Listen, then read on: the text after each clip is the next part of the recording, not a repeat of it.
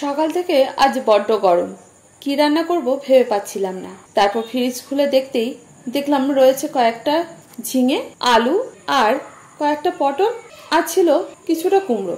এগুলো আলাদা আলাদা করে কোনোভাবেই অন্য কিছু রান্না করা যেত না, কিন্তু এই সবগুলো দিয়ে আজ ভাবলাম নতুন একটা রান্না করি। খুঁজে পেতে দেখলাম কয়েকটা কুমড়োর ডাঁটাও রয়েছে। কয়েকদিন আগে কুমড়ো শাক খাওয়া হয়ে গেছে, কিন্তু ডাঁটাগুলো রয়ে গেছে। আসলে ফেলে দি না, কখন কোন জিনিসটা দরকার হয় কে বলতে পারে।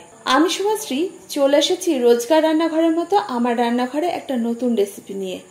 আজ তৈরি করব চিংড়ি মুসুর ডালের জল বড়া দিয়ে গ্রীষ্মের সবজি।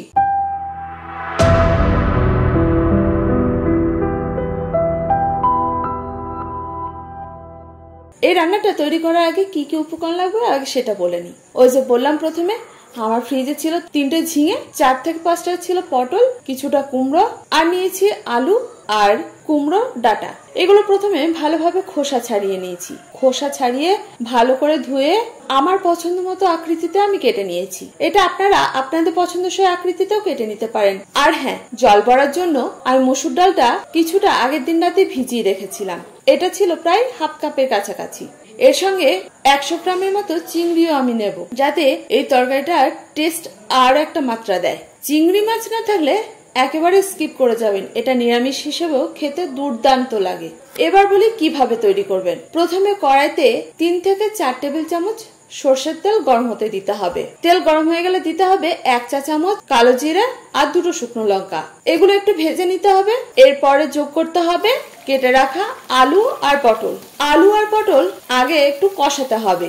আলু আর পটল যতক্ষণে ভাজা হচ্ছে ততক্ষণে আমি ভিজিয়ে রাখা ডালটাকে পেস্ট করে নেব। এই ডালটা পেস্ট করার সময় কোন রকম জলের ব্যবহার করব না।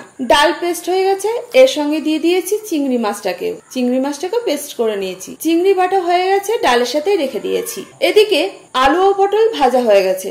এরপর দিয়ে দিয়েছি বাকি সবজিগুলোকে। সবজিগুলো যতক্ষণে কষানো হচ্ছে ততক্ষণে এই জল বড়াটা তৈরি করার জন্য যে মশলাটা লাগবে সেটা পেস্ট করে নেব। এর জন্য নিয়েছি মিক্সিতে 1.5 টেবিল চামচ কালো সরষে, 1 টেবিল চামচ পোস্ত, স্বাদ অনুযায়ী কাঁচা লঙ্কা আর স্বাদ অনুযায়ী নুন। চাইলে সাদা সরষে কালো সরষে মিশিয়ে করতে পারেন।